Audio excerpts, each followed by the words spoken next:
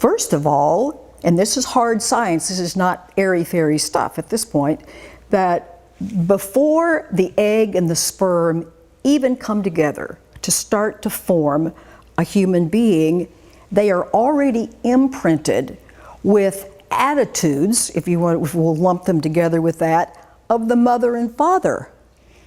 Wow, what about that? So they come together and a new body starts to be formed, and everything that's going on is being downloaded. As the brain is developing, and this is kind of a shocking thing when you first hear it, that the brain is about half the size in a baby as it is when it's fully developed. And if that brain were able to think in the way that we think of thinking, it would be identical to the thought patterns of the mother and the father, because the brain is wired just like the mother and father brains are. Does that give one pause? You think, wow, okay. So basically by the time a baby is born, and some people act like, I don't know how, but act like it's kind of a little blank slate and you can do anything with you like. Well, it's like computers that you buy nowadays. It's like, who ever heard of getting an empty computer? You've got operating systems and applications and utilities and firewalls. You've got all sorts of stuff in this computer. And some of it that's there, we're glad is there. All of the programming that's in the subconscious mind that keeps your blood pressure where it needs to be, and your heart beating, and your food digesting, and all those chemical activities that are going on in the cells of the body. Thank goodness for programs to do that, and we don't have to pay any attention to that.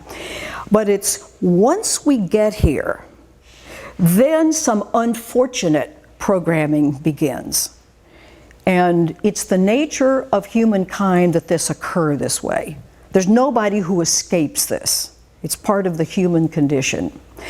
That, to sidetrack over here for a second, babies don't have the frontal lobe of the brain developed yet. That doesn't actually finish developing until we're in our 20s. It's the last organ of the body to be completely formed. And that front part of the brain is the creative part, the executive part, the insightful part, the decision-making part, the filtering part. So that when you have infants, and an infant might be lying in a crib, and if a TV set is on over here that's hollering and carrying on, everything is getting downloaded, everything in the environment, at an astonishing according to neuroscientists, 20 million units, we'll call it, of information is being downloaded per second. And can you imagine how unfortunate all of what's being downloaded, especially nowadays, with TVs going on everywhere, and the stimuli is amazing.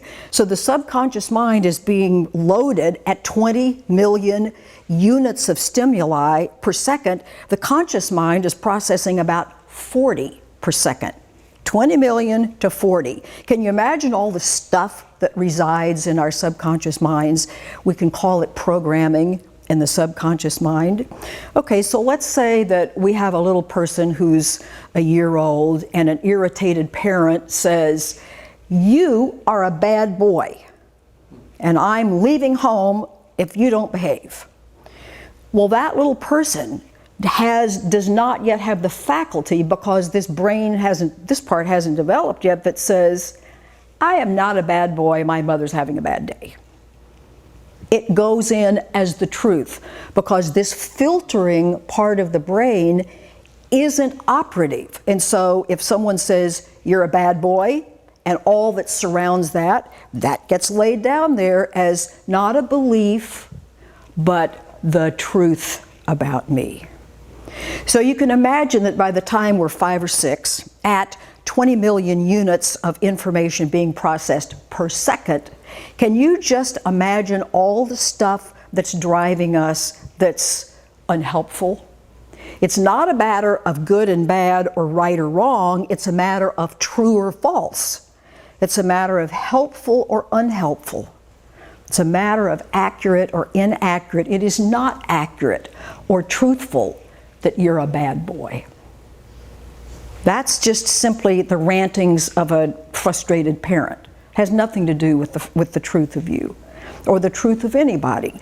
But none of us get to be 5 or 6 years old without having developed this rat's nest of beliefs about ourselves that aren't true. And of all the people I've talked to, I've never met yet a soul who, under the proper circumstances, does not reveal that they, at least under some circumstances, feel unworthy or undeserving or inadequate, or they don't measure up, or they're not good enough, or no matter how hard they try, they can't make it.